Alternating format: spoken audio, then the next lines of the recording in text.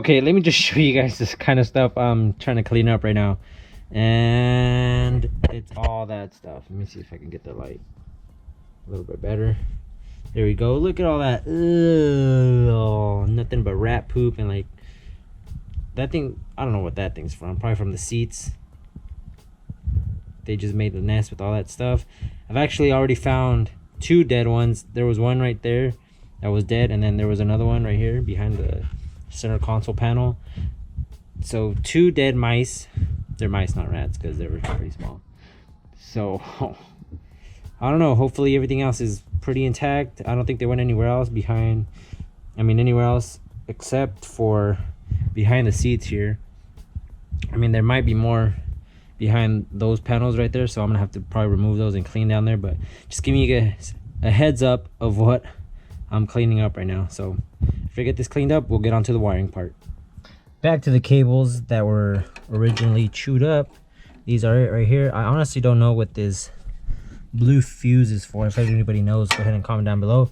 But I'm just gonna go ahead and fix this real quick. Just go ahead and splice them, or I mean cut them, and then just put them back together. Should be pretty simple. It's both of these red ones, so I'm gonna go ahead and fix that, and then go ahead and try and see if the car will start. If not, keep searching for the problem. Got the cables nice and soldered together, that way they don't come apart. I'm just gonna go ahead and throw some tape on there, and those should be good to go. And then we're gonna go ahead and give it another shot. Hopefully that was one of the issues, I guess. If not, we'll keep looking. Okay, so as I was looking around back here, I discovered this box, and I was like, what? This doesn't look OEM or anything like that. It has like an Ethernet or like a telephone jack. It says mobile cellular mobile telephone, so I'm guessing this is aftermarket. It had all these cables installed in it, so I'm just gonna go ahead and yank them out. It has like this phone mount. Crazy. I think they had like a phone installed in here.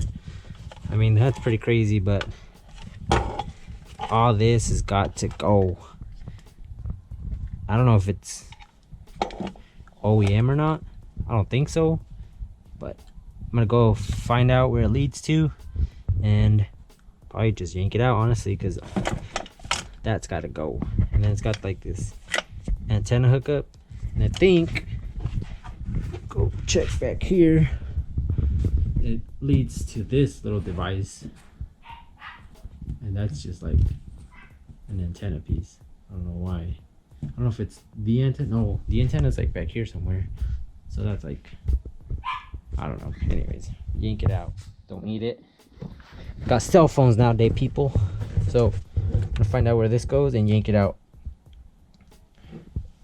And I think there's like not an aux cable in here. I honestly don't know what's going on with the setup. About to find out. Let you guys know.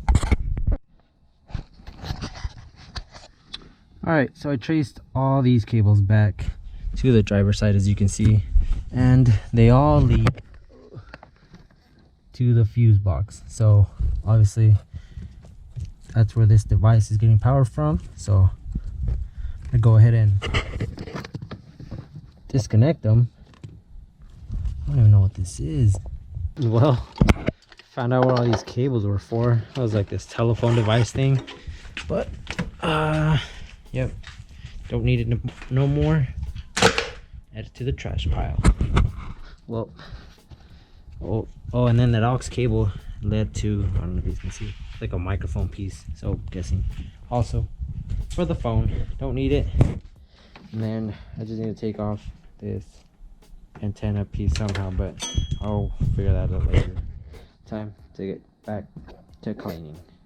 Alright, so after practically gutting the whole car and realizing there was really no wiring damages inside the car, I took out the sending unit again with the pump and everything, kind of going through all the cables, making sure they all worked, and I figured out that here, where this positive is supposed to make a connection through here and to this wire, it wasn't coming all the way through, so there was no connection going on here. but there is connection going on in that little middle part. So somewhere between this middle part and this outer ring is the problem. I'm using this circuit tester thing, so I use a little wireless setting looking thing, and it'll send connection through the beginning of the cable, and then you test the other end, and if there's a connection, you hear it beep, kind of like that. You hear the sound. So go ahead and check this out. So I put one end on the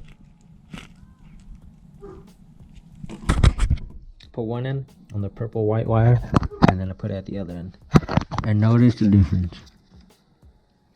No connection,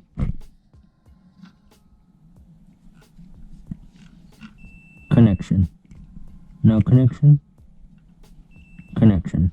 So I'm just gonna solder these onto that middle point, that way there is connection, and I think that's gonna solve our issue here. Okay, so what I ended up doing was just like grinded the surface off and made it all, you know, nice and shiny and kind of brand new, and that seemed to do the trick. So I'm gonna go ahead and just solder all these wires back up to their original spots, and I mean, honestly, it should work. I already tested everything and it seems to get connection now to where it should. So a little cleaning is all I needed. So I'm gonna go ahead and put these wires all back on and go from there. So we have the fuel pump assembly, the sending unit and the fuel pump in there. It's all ready to go. We're gonna go ahead and try it out, and hopefully it should work. I don't see why not. So go ahead and put the key inside. We should hear it priming, and it should be good to go. Yep, there you go. So now that works, we're gonna go ahead and give it one more go. Hopefully we get something now.